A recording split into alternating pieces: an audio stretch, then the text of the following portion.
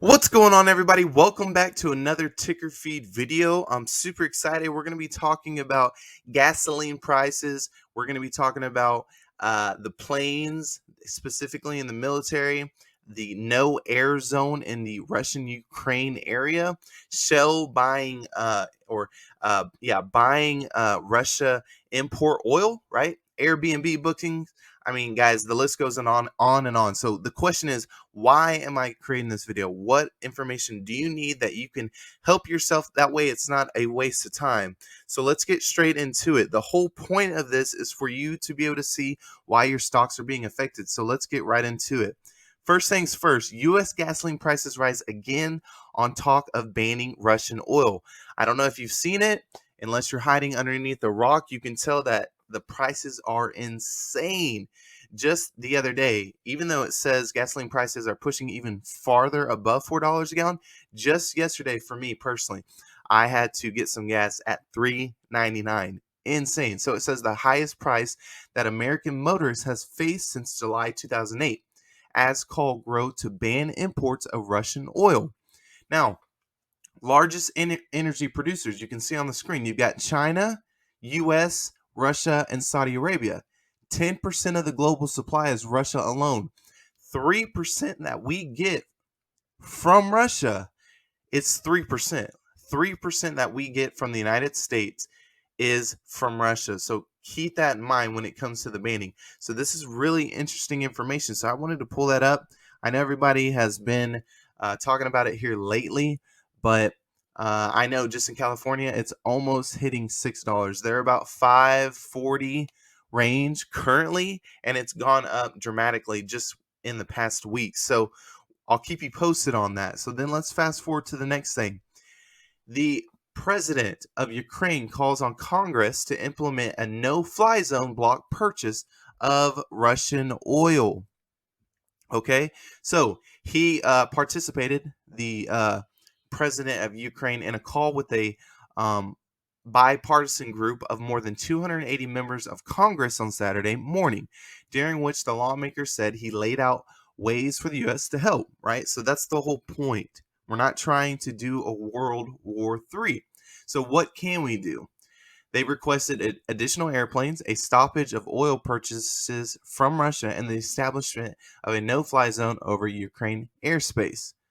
Okay, now both Democrats and Republicans looked at after their virtual meeting and pledged to do what they could to assist Ukraine. So that's going to be, again, so you're looking at already what are affecting your stocks. How is it being affected? Your if that's your personal stocks, your mutual funds, individual stocks, options, whatever the case is, we're going row by row. So gasoline, and now you've got the Ukraine president asking for no-fly zone, right? Because the whole point of that is, if we create the no-fly zone area and Russia decides to do that, then we have to act upon it. And so it is asking for that next step. All right, so let's fast forward. U.S. is exploring how to send Soviet fighter jets to Ukraine, which is another way we can help as the United States with this current event. So the Biden administration is discussing how to supply Polish Soviet-era fighting jets to Ukraine, American officials say, after the president made a passionate plea to American legislators on Saturday. Now, the White House said a deal with Poland was being discussed that would replace Poland's planes, because Poland didn't want to do it unless their planes were replaced with American F-16s. But Polish officials seemed less enthusiastic. Okay, so the Poland would not supply planes. The office of Prime Minister wrote on Twitter, Poland won't send its fighter jets to Ukraine, as well as to allow to use its airports. We significantly help in many areas. Okay, so that's going to be an interesting thing. So that is one. So we got the sanctions. Now we're trying to eliminate or mitigate the import of oil from Russia.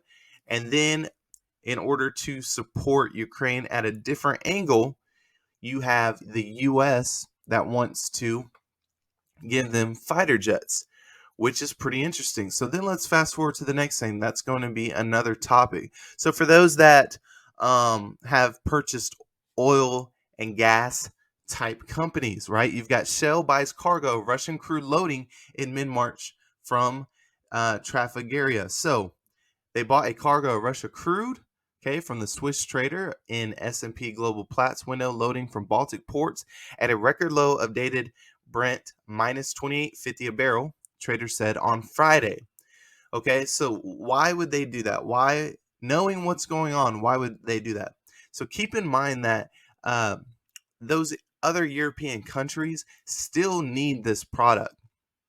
And so currently, as an example, Shell purchased it. And from what I've read, I actually have seen that they haven't collected the profits off of that. They've actually used that to then send those profits over to Ukraine, which is a win-win. Now, leave a comment down below if you believe that, or if it was a certain amount, or if you read that somewhere else, because that is what I have heard. It says we will further reduce our use of Russian oil as alternative crudes become available to buy. In the current tight market, there's relative lack of alternatives. So you got to keep that in mind. They do need to support those countries. See, it says we currently purchased it and other Russian products for some refineries and chemical plants to ensure that we continue the production of essential fuels and products that people and business rely on every day. Okay, guys. All right, let's keep this going. So what else is specifically America doing that not only we're being affected with the stock market, but what are we doing to support the current situation? So people are booking Airbnbs in Ukraine, not to stay, but to lend to their support, which I think is pretty amazing. So some people have found a novel way to give money to Ukrainians as their country is under attack from Russia, booking immediate Airbnb stays that they don't intend to use. So thinking about that. And then I read Airbnb hosts are paid 24 hours after a guest checks in. So people are abroad are booking stays and letting hosts know that it's a gesture of solidarity and they don't plan to appear. I mean, that's pretty remarkable. And then I even heard also, and then you can back me up or fact check me, as you can see right here, the idea spread over the last few days. Airbnb is waiving all hosts and guest fees in Ukraine for now. And on Wednesday and Thursday, more than 61,000 nights were booked in Ukraine from around the world. Bookings that grossed nearly $2 million, guys. Is that not incredible? All right, so let's keep this going. What else is going on? You've got McDonald's. What in the world does McDonald's have to do with the Ukraine war? Okay, it has more exposure to Russia than other U.S. fast food chains. So U.S. fast food chains have limited exposure to Russia and Ukraine, but McDonald's is under the most pressure. McDonald's, which owns the majority, okay, of its Russian locations, has yet to comment on Russia's invasion of Ukraine. The company did not respond to several requests for comment from CNBC.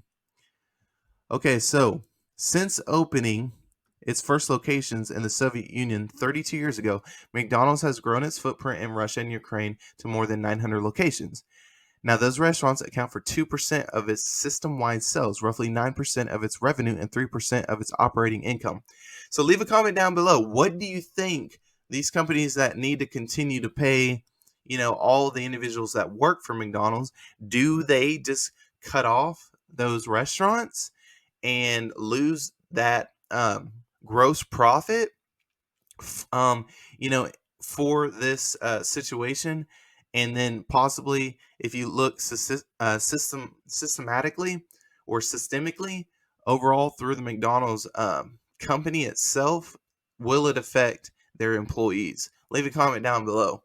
Okay, and then the last thing, let's go ahead and follow up. Here's what to know.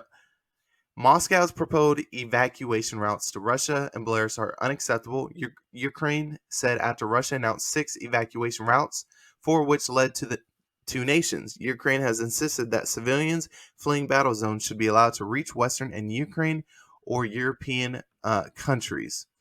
So, latest negotiations end, but net no breakthroughs or no agreement. So, guys, that's currently where we're at. So I really do appreciate it. Until then, I'll check with you later.